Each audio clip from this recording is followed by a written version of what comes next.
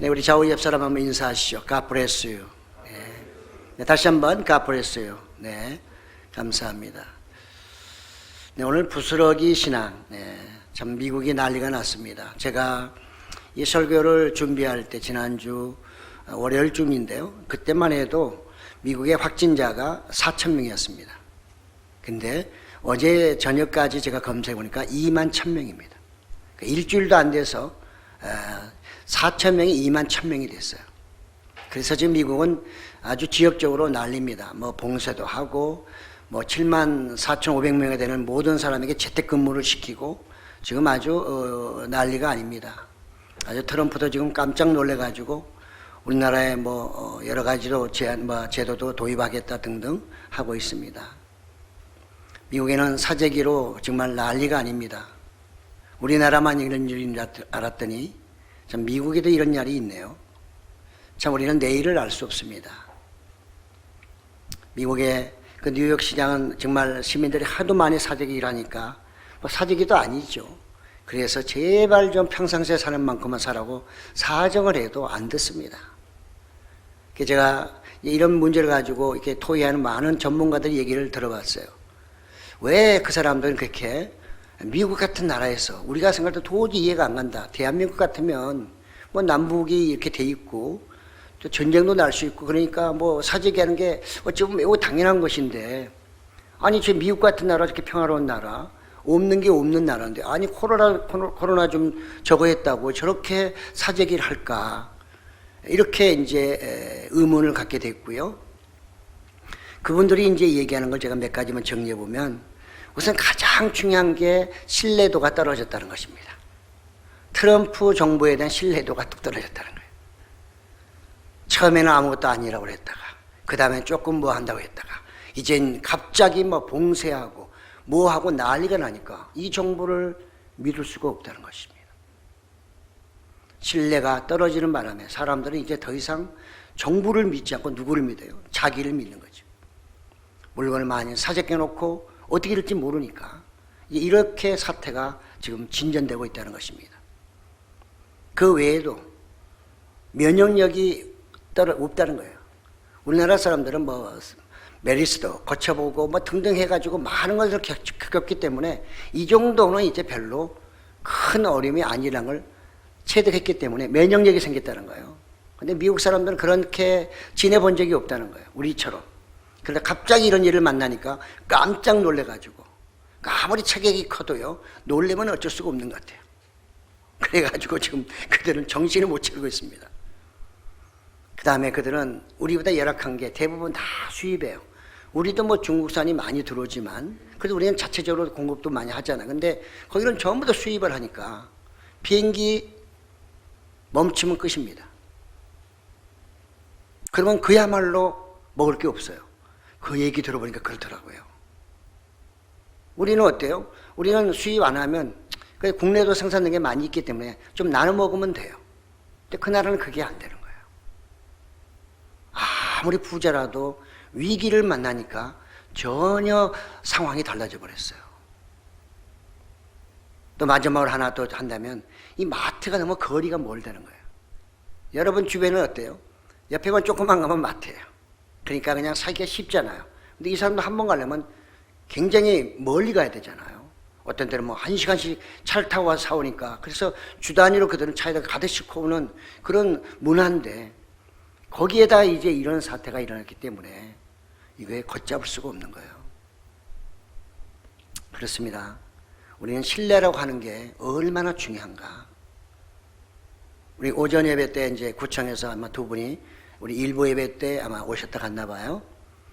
지금 어제 또 총리께서 이렇게 좀 교회들이 협조하길 바라고 또 준수사항을 안 지키면 앞으로 구상권을 행사하겠다. 만약에 잘못되면 전부 다 교회에다 다 물리겠다는 거예요.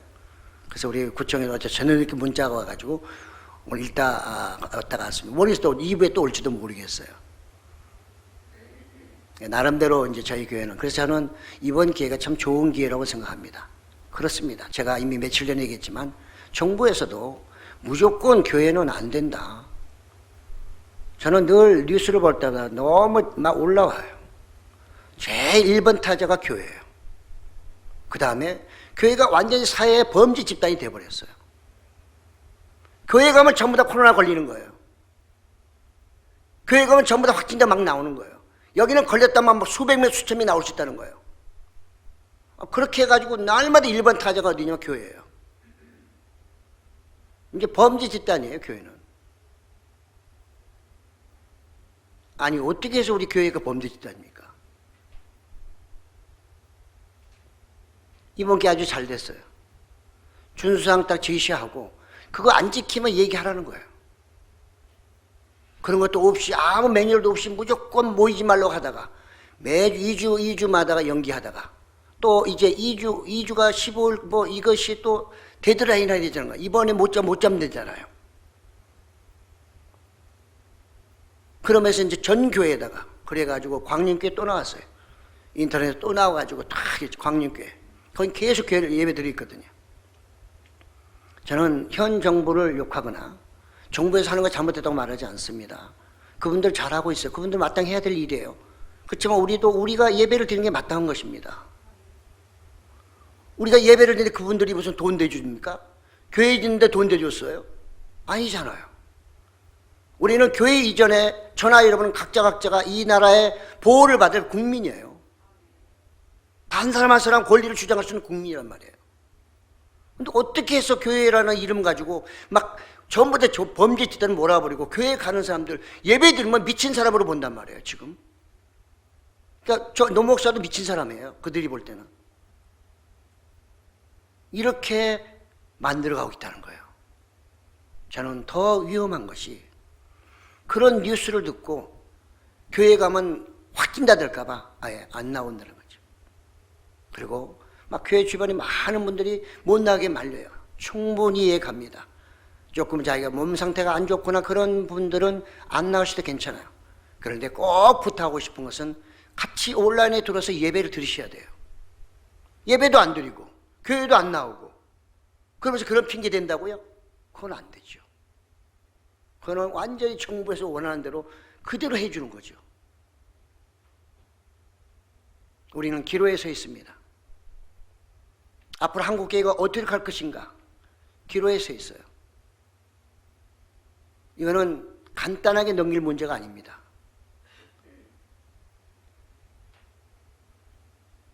선거가 끝나고 나면 뭐 또 어떤 조치가 나올지 모르겠어요. 그럴 때 과연 우리는 어떻게 할 것인가? 교회에서는 확진자들이 나오지 않는데 그들의 그 정말 늘 권면하는 좋은 말, 그것에서 우리는 계속 모이기를 피하고 계속 온라인으로 예배를 드릴 것인가?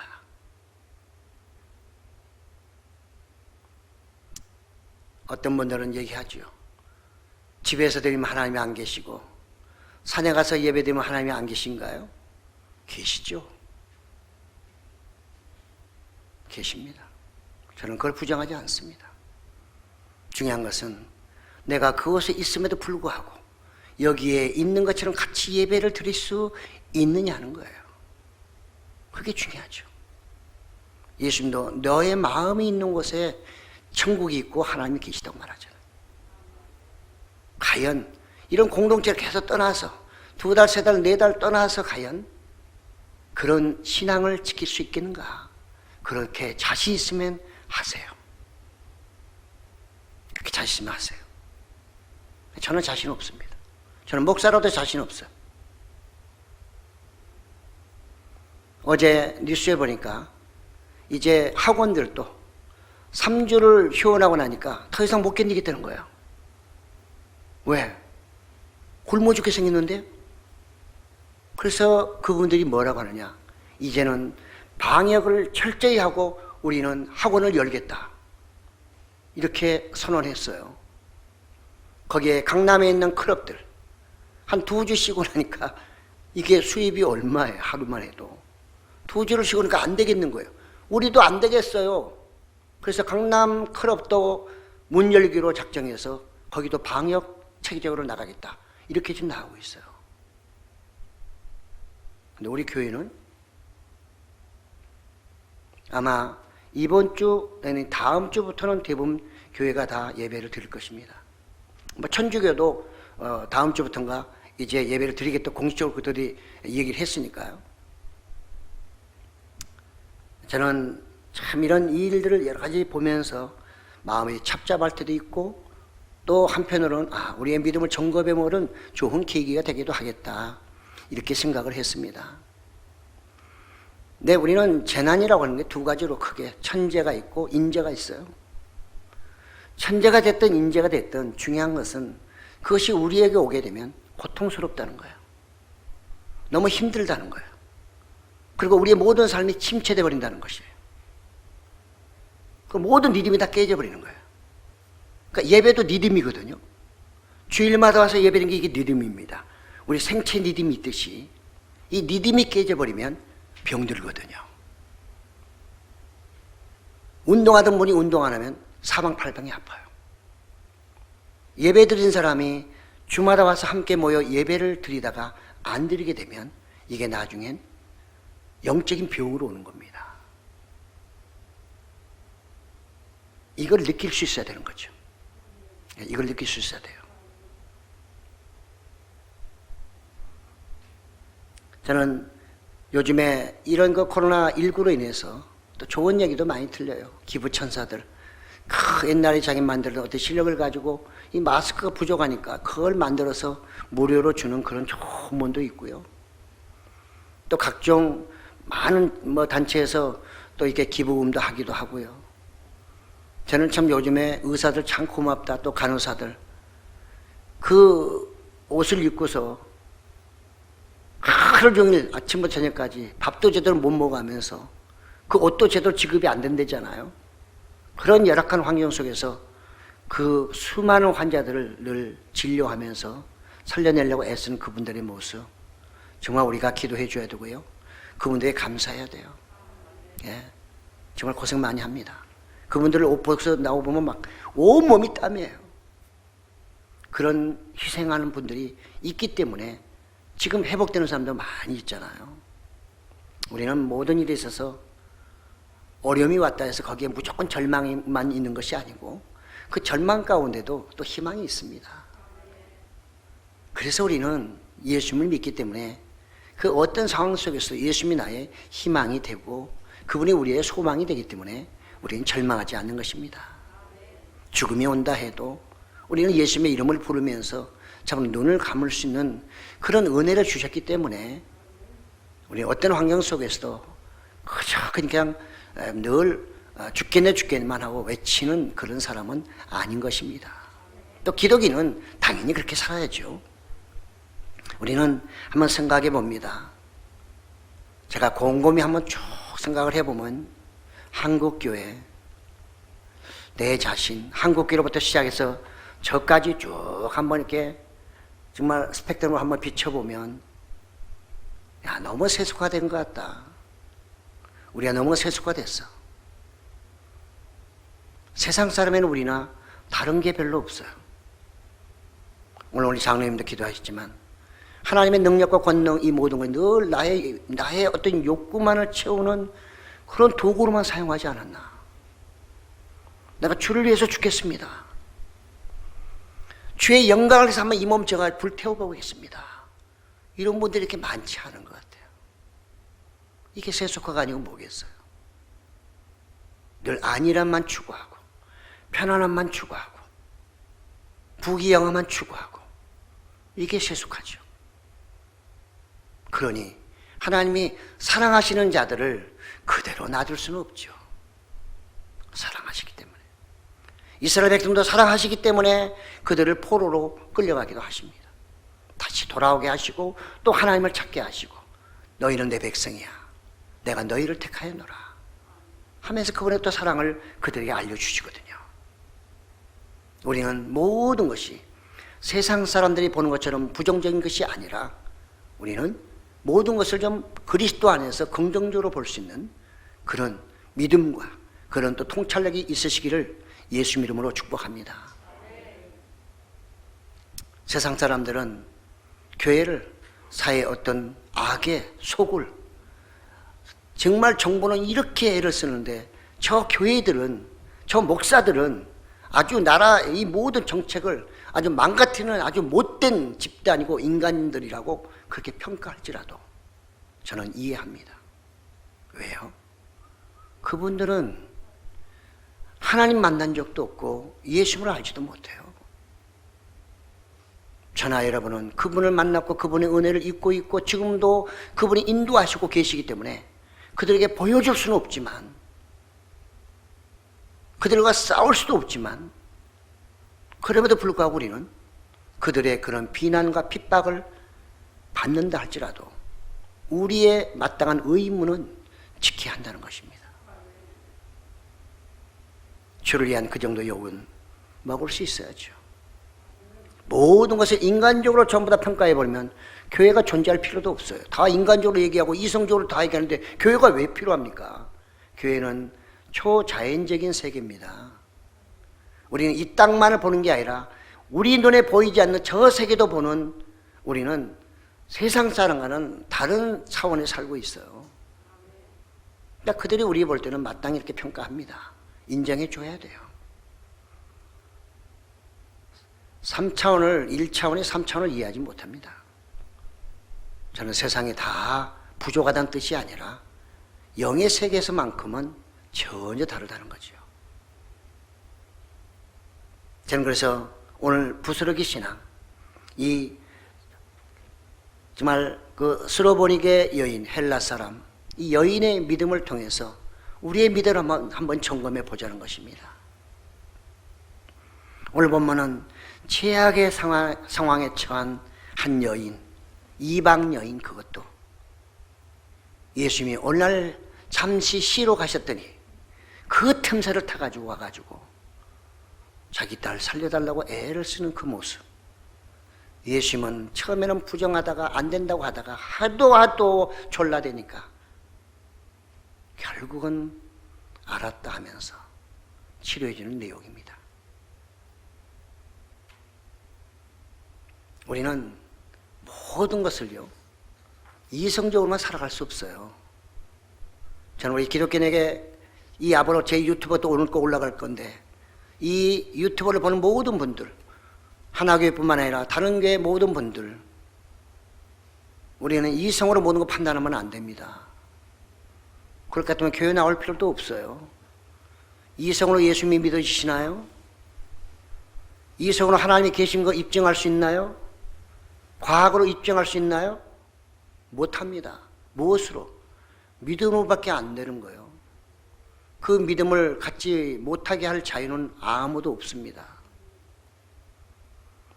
그것에 대한 표현 방법이 다르다고 해서 그걸 저주하거나 그걸 평가할 자격도 없어요. 어느 누구도. 더군다나 신앙인끼리는 더군다나 절대로 그래서는 안 되는 것입니다. 하나님이 어떻게 역사하는지 어떻게 아십니까? 그러므로 우리는 오히려 이런 일을 만났을 때 우리의 믿음을 점검하고 하나님의 뜻이 어디 있는지, 우리가 어떻게 하나님께 가까이 가야 할지를 오히려 기도하며 고민하며 함께 모여 더욱더 나라를 위하여 우리의 믿음을 위해서 회개 기도를 해야 할 때가 아닌가 생각합니다. 예수님은 늘 선한 일, 그분은 복음을 위해서 생명 살리기 위해서 늘 다니셨습니다. 육신적으로 엄청나게 피곤하셨습니다. 그럼에도 불구하고 그분은 그 사명 감당하기 위해서 쉬지 않으셨어요. 오늘은 좀 쉬고 싶어서 도로 지방으로 올라가신 것입니다. 우리 성경만 내려갔다 볼 수 있죠. 도로 지방. 거기 예수님이 아는 집이 한 사람 있었어요. 그래서 몰래 가셨어요. 소문 안 나게 몰래 갔는데, 이 소문을 또 기가 막히게 또 이 검색한 사람이 있는데, 그게 바로 오늘 나오는 스로보니게 여인, 바로 헬라 사람이었습니다. 예수님은요, 복음을 전할 때마다 핍박을 안 받은 적이 없어요. 오늘날 신앙생활 하면서 우리가 교회를 이끌어가면서 목회자든 성도든 어떤 조그마한 핍박도 받지 않고 세상 사람이 다 좋아하는 대로 가려고 하는 이것이 옳은 걸까요? 과연 예수님은 그렇게 복음 사역하시고 그렇게 살다 가셨나요? 옳지 않음에도 불구하고 그냥 그들이 그렇게 하면 옳지 않아도 그냥 슬그머니 넘어가 버렸나요? 예수님은 그렇지 않았어요. 예수님은 철저하게 유대인, 특히 서기관 바리새인들하고도 언쟁도 하시고 그들이 잘못하면 지적도 하셨어요. 돌에 맞아 죽을 뻔도 하고요. 낭떠러지에 밀쳐서 떨어뜨려 죽이려고 할 때도 있었어요. 그런 것 때문에 예수님의 사역이 멈추지는 않았어요. 늘 옆에서 보는 제자들은 어땠을까요? 늘 안절부절해요. 저러다가 우리 예수님, 우리 선생님 죽는 거 아니야? 야, 우리 이러다가 완전히 매장당하는 거 아닐까? 막 그런 생각들을 많이 했을 것 같아요. 왜? 제자들은 아직까지 성숙하지 못했기 때문에. 아마 예수님도 제자들의 그런 모습들, 또 사역하시면서 육체적으로 피곤하고 오셔서 쉬러 오늘 두로 지방으로 가신 겁니다. 몰래 가셨지만 응급 환자에게는 앰뷸런스가 필요하듯이 바로 이 스로버닝의 여인에게는 앰뷸런스가 필요했던 거예요. 자기의 딸, 더러운 귀신 들린 딸을 빨리 싣고 가서 병원에 가서 의사에게 치료받지 아니하면 지금 큰일 날 상황에 있어요. 그런 사람에게 앰뷸런스가 지나가고 있더란 말이죠. 그게 바로 예수님이었어요. 앰뷸런스를 본 이 여인이 무슨 체면 따지고 뭐 자기 뭐 따지고 할 정신이 어디 있어요. 그러니까 그 집이 어딘지 알고 찾아가서 그냥 그 문 앞에 엎드려 가지고 울며 불며 통곡하며 그냥 살려달라고 애를 쓴 겁니다. 더러운 귀신 들린 내 딸 좀 살려주십시오. 예수님은 쉬러 오셨다가 도대체가 시끄러워서 아무도 못 찾겠고 시시도 못하겠고 도대체 어떤 여인인데 저렇게 나와서 시끄럽게 하나 아마 문 열어보시지 않았을까요? 그래서 한번 시험을 해보신 것 같습니다.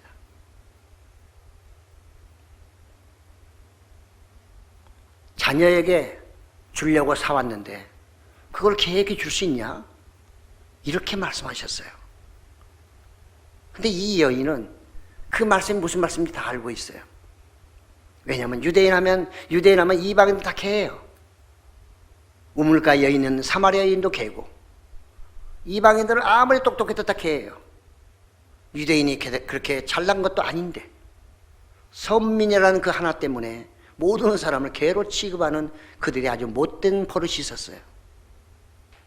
예수님은 그걸 다시 한번 던져보는 것입니다. 너는 어떻게 생각하는가?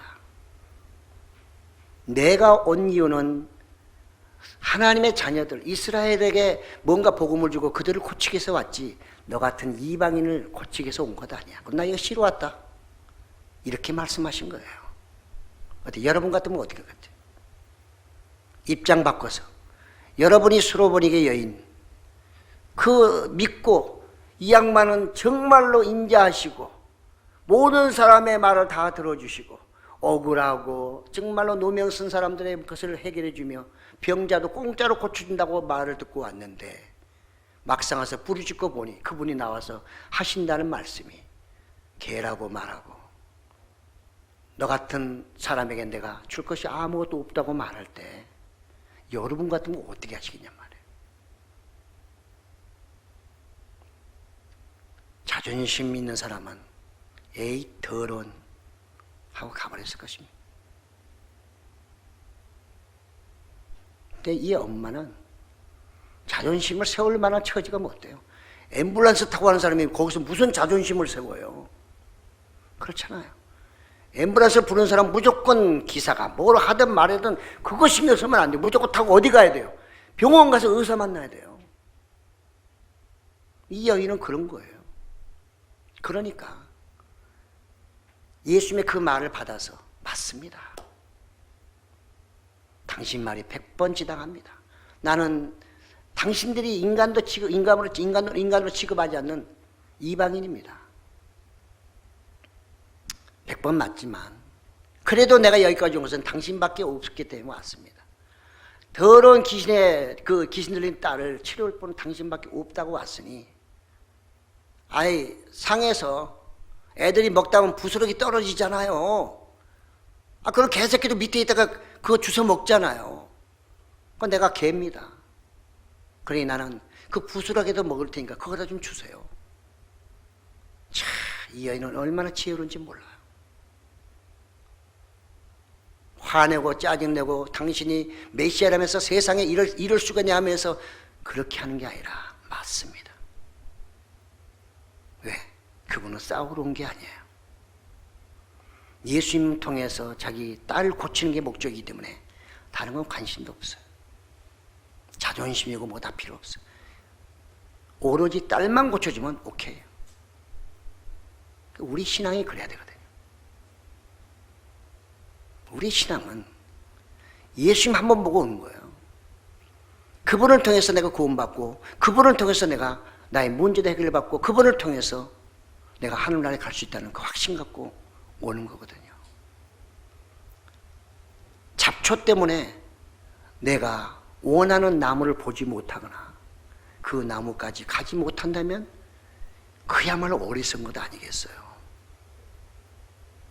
스로보니게 여인은 예수님의 그 시험을 통과한 거야. 그렇습니다. 우리도 신앙생활 하다 보면 다양한 시험들이 와요.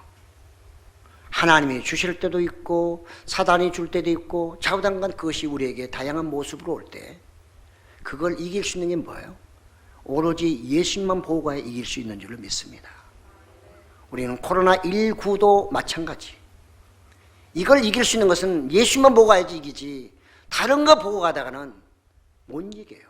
이거 생각하고 저거 생각하다면 집중력 떨어지고 그 다음에 내가 왜 왔지 목적도 없어져 버려요.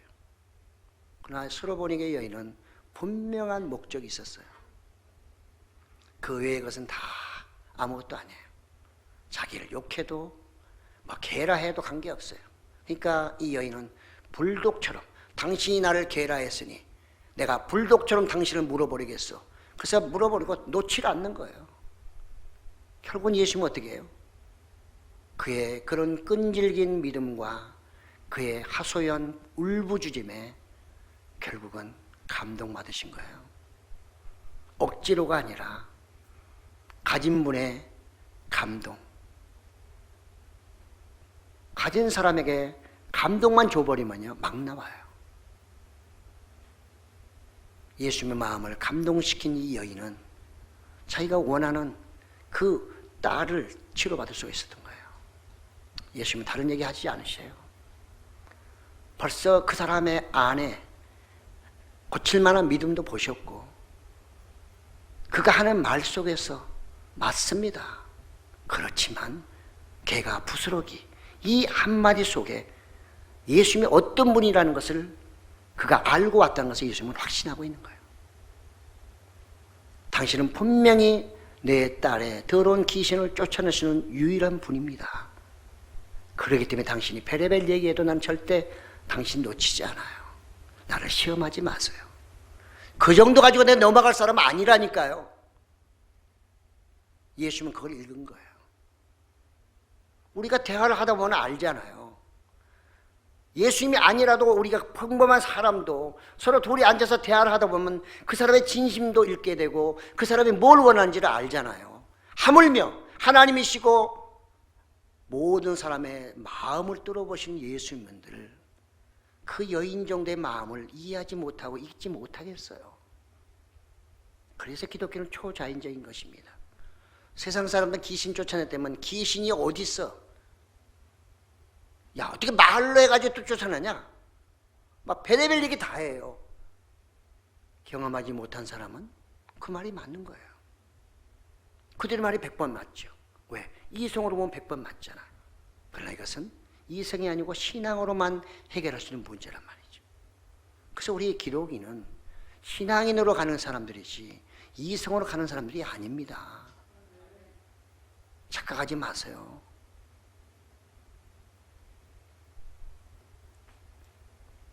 그 여인은 예수님의 말씀을 믿고 한마디에 토를 달지 않아요. 진짜예요? 정말 내 딸 낳았단 말이죠? 물어보지도 않아요. 가라. 내 딸이 이미 낳았다고 할 때, 귀신이 나갔다고 할 때, 그 여인은 그 말 딱 듣는 순간에 가버렸어요. 그 마음의 기쁨이나 이루 말할 수 없겠죠. 얼마나 빨리 뛰어갔겠어요. 왜? 딸이 낳았다는데 확인도 해보고 싶고, 그 낳은 딸을 본다면 얼마나 마음의 기쁨이 있겠어요. 그거 생각하면 아무 생각도 없는 거예요. 그러면서 가면서 뭘 생각했을 것 같아요? 이야, 그 양반 그 얘기할 때 내가 그 시험에 안 넘어간 게 천만다행이다. 내가 거기서 화내고 짜증내고 에이 하면서 가버렸더라면 어떻게 했지?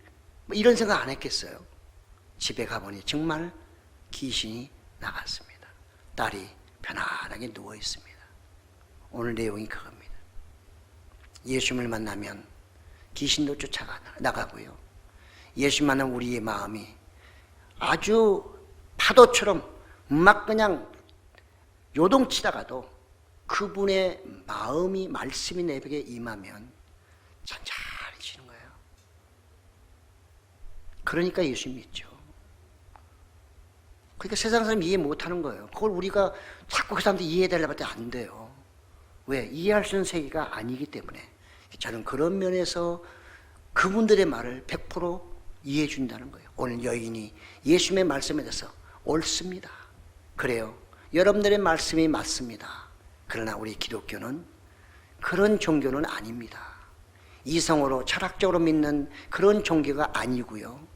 수로보니게 여인처럼 이성적으로 해결할 수 없는 초자연적인 능력으로만 해결할 수 있는 귀신을 쫓아냈던 그 여인과 같은 그런 믿음을 우리는 갖고 있습니다. 그러니까 그런 믿음을 좀 이해해 주세요.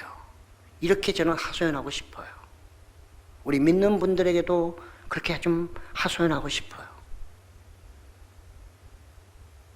이 시대는 성경은 믿는데요, 예수님을 안 믿는 사람들이 많아요. 성경은 열심히 읽는데 하나님의 능력을 안 믿는 사람이 굉장히 많다니까요. 기적은 다 믿고 싶지 않고 오로지 우리의 마음에 읽어보니까 참 명상하기 좋은 말씀, 게으르지 말라, 늘 이래야지 잘 산단다, 이런 얘기는 너무나 쏙쏙 들어오는데 하나님의 어떤 초자연적인 능력, 예수님의 초자연 능력, 치유사역에 대해서는 관심이 없어요. 그러니까 어찌 보면 성경은 믿는데 하나님이 빠진 성경을 믿는 것입니다. 안고 없는 찐빵과 똑같단 말이죠. 그 믿음은 부스러기 믿음만 또 못하고, 아니 비교도 할 수도 없는 것입니다. 유대인에게 이런 믿음이 있었나요? 백부장에게는 그런 믿음이 있었어요. 그것 또한 로마 사람이었어요. 내가 이런 사람의 믿음을 지금까지 본 적이 없다. 그러면서 그의 부활을 고쳐주잖아요. 사랑하는 성도 여러분, 위기는 매번마다 와요. 재난도 위기지만 평안도 기독인에게는 위기입니다. 너무 편안하기 때문에 기도하지 않게 되고요, 너무 편안하기 때문에 주님을 안 찾을 수 있는 거예요. 그것이 더 위험한 위기입니다. 차라리 어떤 위험한 것이 오면 피하려고 하고 머리를 쓰고 이런 생각이라도 하지만 너무 편안하면 무방비 상태예요. 미국 사람들이 한 번도 경험하지 않았기 때문에 면역력이 없다는 것은 무방비 상태로 있다가 한번 딱 맞으니까 깜짝 놀래버린 거예요. 아무리 사재기 하지 말래도 안 들어요. 난생 처음인데. 우리는 기로에 있습니다. 10년 전에 어떤 분이 한국의 기독교의 앞으로 미래는 10년이라고 그랬는데 이제 10년이 벌써 땡겨졌고 5년밖에 안 남았나 봐요. 또 책이 나왔대요. 한국의 미래는 5년 안에 달려있다. 이렇게 또 책을 그분이 또 썼다는 거예요. 여러분, 시간이 모든 걸 해결해 주지 않습니다. 시간이 간다고 해서 우리 믿음이 성장하지 않아요. 시간이 간다고 해서 우리가 원하는 그 세계도 되지 않습니다. 우리는 예수님을 믿고 그분의 정말 뜻을 따라갈 때만이 그분이 원하는 세계가 이루어지는 것이고 그 안에서 나도 즐거워할 수 있는 것입니다. 오늘 우리 기독교가 지금 어디로 가고 있나요? 날마다 설교는 사방팔방에서 진행되고 있고 성경도 있고 성경책 들고 다니지만 과연 그 안에 스로보닉의 여인이 만났던 그 예수님이 그들 안에 있는지요? 여러분 안에 있는지요? 초자연적인 얘기하면 쓸데없는 소리 한다면서 예수 믿는 사람은 그래서 문제야 라고나 하지 않으신가요? 그 예수님 뭐하러 믿으세요? 그런 초자연적인 것을 다 부인하는 자유학자처럼 그 뭐하려고 신학을 하세요? 그냥 자기 믿고 말아버리지. 그렇잖아요. 신을 안 믿는데 뭐하려고 신을 믿는다고 해요? 저는 그런 신이라면 목사할 이유가 없어요. 저도 제 나름대로 혼자 얼마나 살아갈 수 있어요. 그런데 그게 안 되니까 그분께 의지하는 것이고 목사가 된 것이고 부르짖는 거예요. 제가 배우고 경험하고 깨닫고 그걸 매주마다 선포하는 거예요. 여러분이 믿든 안 믿든 그건 제 사명이니까. 예수님도 그랬으니까요. 예수님도 이 땅 오셔서 수많은 사람 만났을 때 예수님 말씀 다 믿었나요? 아니요. 다 거의 부정했어요. 그때 예수님 그거에 관여하지 않고 개의치 않고 십자가까지 지셨어요. 왜? 하나님의 뜻이니까. 그래서 오늘의 영광이 있는 것입니다. 수많은 사람들이 예수님의 이름을 부르며 그분 앞에 기도하잖아요. 오늘 저는 말씀을 통해 몇 가지만 정리합니다. 우리의 신앙이 죽을 지경에 있음에도 체면 때문에 아직도 주님 못 찾고 있지는 않나요? 체면 때문에 주님 앞에 눈물 흘리며 부르짖지 못하고 있지는 않나요? 아니, 체면이 아니라면 그런 초자연적인 것을 안 믿으시기 때문에 아예 기도하지 않나요? 오늘 수로보닉의 여인은 우리에게 그걸 물어보고 있습니다. 나는 이렇게 해서 그분을 만났고 이렇게 해서 치유를 받았는데 당신들은 뭘 믿소? 아픈 사람에게 당신도 한번 가서 치료 한번 받아봐. 이렇게 얘기하고 있는 거예요. 가고 안 가고는 그 사람 마음이에요. 오늘날 수많은 사람들이 아마 이 여인의 이런 얘기를 들으며 헛된 이야기 이렇게 생각할 수도 있을 것입니다. 저는 오늘 본문을 통해서 네 가지. 첫째는 부스러기 믿음이 예수님을 감동시켰어요. 그렇습니다. 예수님은 어떤 외모를 보지 않고요, 그 사람의 마음을 본대잖아요. 그것은 무엇일까요? 그 마음이 예수님을 감동시킬 수 있는 거예요. 스로보닉의 여인의 눈물이 예수님을 감동시킨 게 아니고 그 마음 속에 예수님의 절대적인 신뢰와 딸을 구원하기 위해서는 그 어떤 것도 감수하겠다는 그 어머니의 마음, 예수님은 그것에 감동받은 거예요. 저나 여러분도 신앙생활하면서 예수님의 마음, 하나님의 마음을 감동할 수 있는 그런 믿음 가지시기를 예수님의 이름으로 축복합니다. 예수님은 요한복음 10장 38절에 내가 행하거든 나를 믿지 아니할지라도 그 일을 믿으라. 그러면 너희가 아버지께서 내 안에 계시고 내가 아버지 안에 있음을 깨달아 알리라 하시니. 유대인들은 안 믿었어요. 예수님을 메시아. 그래 좋아. 그 안 믿는 것까지는 좋은데 내가 행한 기적들이 있잖아. 그 기적은 네가 봤잖아. 그 거짓말이 아니잖아. 그건 믿어야 되지 않냐? 이 얘기하는 거예요. 그것도 안 믿어주니까. 오늘날 우리가 그렇게 신앙생활하고 있지 않냐 그 말이에요. 그러니까 조그만 위기만 와도 피해버리고 싶은 거예요. 도망가고 싶은 거예요. 부인하고 싶은 거예요. 그게 어떻게 예수님의 마음을 감동할 수 있는 믿음이 되겠냐 그 말이죠. 두 번째는요, 믿음은 삶을 통하여 입증돼야 돼요. 믿음은 마음으로 믿어 삶으로 나타나는 것입니다. 로마서 10장 10절에 사람이 마음으로 믿어 의에 이루고 입으로 시인하여 구원에 이루느니라. 감춰진 신앙은 무섭습니다. 감춰진 신앙은 언제 변질될지 몰라요. 그렇지만 그래도 드러난 신앙이 덜 변질될 수 있는 거예요. 베드로는 그래도요, 예수님 앞에서 내가 절대 주님을 부인하지 않겠다고 얘기했지만 3번 부인했는데 그것이 겉으로 드러났기 때문에 오히려 그 드러나는 것 때문에 그는 다시 한번 정신을 차릴 수가 있었고 예수 앞에 용서를 빌 수가 있었던 거예요.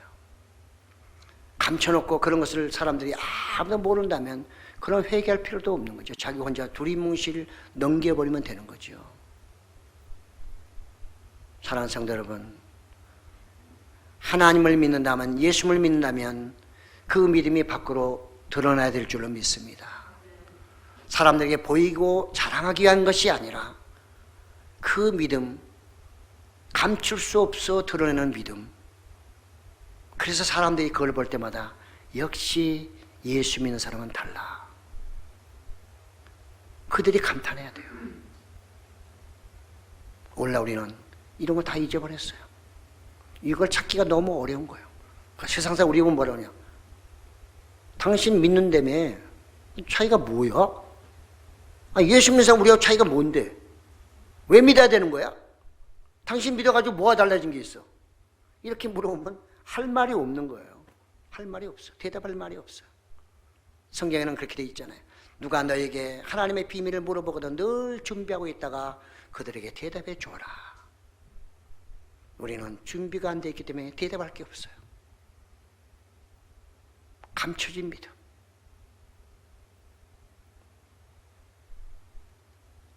드러난 믿음이 어찌 보면 사람들 앞에 당당할 수 있고요. 하나님 앞에 부끄럽지 않을 수가 있는 것입니다. 세 번째는 간절히 구하는 자가 없습니다.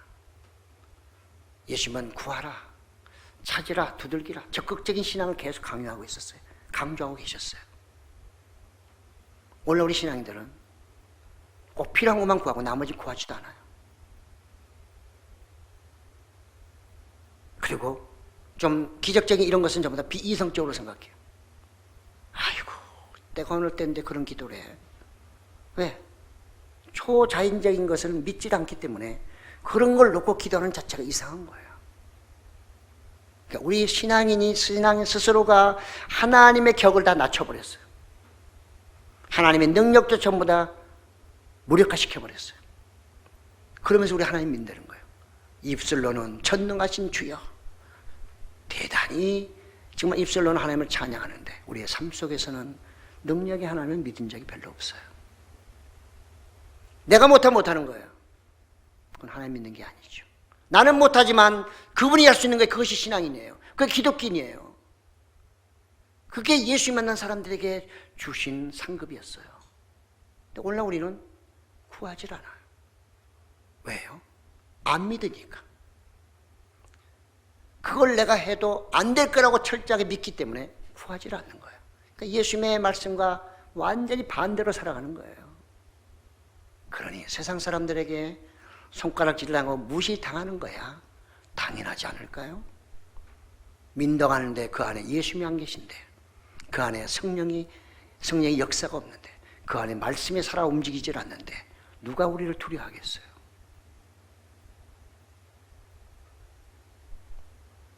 하나님은 내가 절대적으로 필요하다고 믿을 때 스로보니게 여인에게는 바로 그거였어요. 사람들의 이성은 믿어지지 않지만 그 예수님만큼은 자기의 딸의 그 더러운 귀신을 쫓아낼 수 있는 능력자라고 그는 확신했단 말이죠. 예수님은 그걸 보신 거예요. 그래서 예수님은 곳곳에 말씀하시잖아요. 네가 나를 믿느냐? 내가 이걸 고쳐줄 줄로 너 나 믿어? 내가 그런 명이라고 믿고 있는 거야? 그래서 온 거야? 대답하면 고쳐줬어요. 두 마음을 품지 말라. 의심하지 말라. 나를 믿어라. 근데 오늘은 어찌 보면 우리는 구하지 않는 게 쭉 계산해 보니까, 역추적해 보니까 구하지 않는 이유가 그분을 믿지를 못하는 거예요. 믿는다고 말은 하는데 실제 우리의 삶 속에서는 그분을 믿지 못하니까 기도를 안 하는 거예요. 얼마나 주님이 안타까워하실까요? 스로보니게 여인은 오늘 게을러진 우리의 믿음, 초자연적인 것도 부인하려고 하는 그런 경향과 하나님께 전적으로 의지하고 기도하지 않는 그 모습을 스로보니게 여인을 통해서 우리에게 경고하고 계신 것입니다. 마지막으로요, 모성입니다. 살리는 모성. 이 스로보니게 여인에는 모성이 컸어요. 요즘에 어머니들 중에는 다 모성 있는 게 아닌 것 같더라고요. 자기 자녀를 통해서 뭘 얻기도 하고 죽이기도 하고 하잖아요. 스로보닉의 여인은 모성애가 대단했어요. 자기 딸 살리기 위해서 어떤 수모고 뭐고 관계없어요. 거리고 뭐고 관계없어요. 오로지 자기 딸을 살리기 위한 그 어머니의 마음, 그 모성애를 예수님은 또 깊이 보신 거죠. 모성은 낳는 것입니다. 살리는 것입니다. 국률한 마음이에요. 아무리 세상이 이렇게 해도요, 우리는 기도해 줘야 돼요. 왜? 그분들은 영적으로 말하면 어린아이예요. 그냥 놔두면 그냥 물가로 가서 죽을 수 있고요, 낭절에 떨어질 수 있는 거예요. 그래서 예수님은 십자가에 돌아가시면서 아버지여, 저들이 하는 일을 알지 못하니 저들의 죄를 용서해 주었어요. 그렇게 기도하신 거예요. 저나 여러분은 이렇게 하는 정부나 사람들을 욕할 이유 하나도 없어요. 모르기 때문에. 오히려 우리는 모성애를 가지고 그들을 위해서 기도하며 그들의 영혼을 불쌍히 여기고 기도해 주고 전도해야 돼요.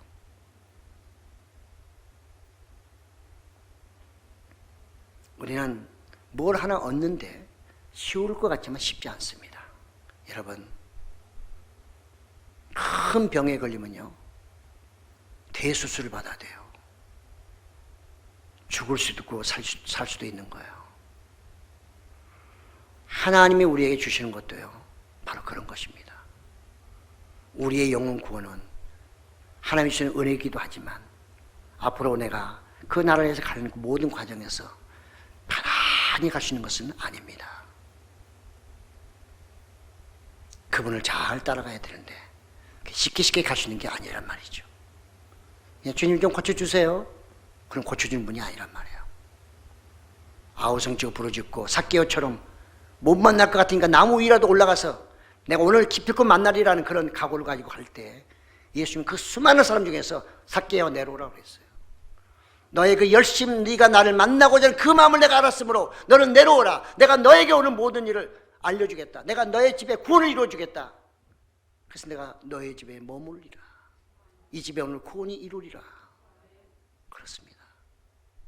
왜 한국교회가 이렇게 게을러졌습니까? 너무 잘 살았어요? 너무 풍성해서요? 말씀도 풍성하고 모든 게 다 풍성하니까 이렇게 게을러져 버린 것입니까? 게으르면 죽음입니다. 성경은 게으른 자는 먹지도 말라고 그랬어요. 육적으로만이 아니라 영적으로 게으른 사람은 결국은 말씀이 없어 죽는 거예요. 영성이 없어 죽는 것입니다. 이걸 우리가 깨닫지 못하면 우리는 이 시대를 이겨낼 수 없어요. 주님 우리를 부르신 것은 먼저 깨닫고 수많은 사람의 복음을 전하라는 거예요. 이방 두로 땅 스로보닉의 여인에게 예수님이 그 딸을 치료해 주신 것은 그로 하여금 예수님의 말씀을, 예수님을 전파하고 가르쳐 주신 것이 아닐까요? 그렇습니다. 우리는 이 시대 사명을 잘 알아야 됩니다.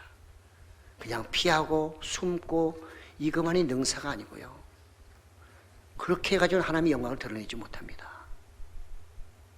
주님이 우리를 부르신 이유, 예수님이 스로보닉의 여인의 그 딸을 고쳐주신 이유가 무엇인지 그가 깨닫고 아마 주님을 홍보했듯이 저나 여러분도 이제 이 시대를 만나면서 정말 지금이야말로 이제 내가, 우리 기독인들이 뭔가 해야 될 때다, 이렇게 다짐하고 주님께 더 기도하면서 이 코로나19도 물리치고 나아가 더욱더 단단한 믿음을 가지고 다시 한번 한국교회를 세워나가는데 크게 쓰임받는 저와 여러분 되시기를 예수 이름으로 축복합니다. 아멘. 주님.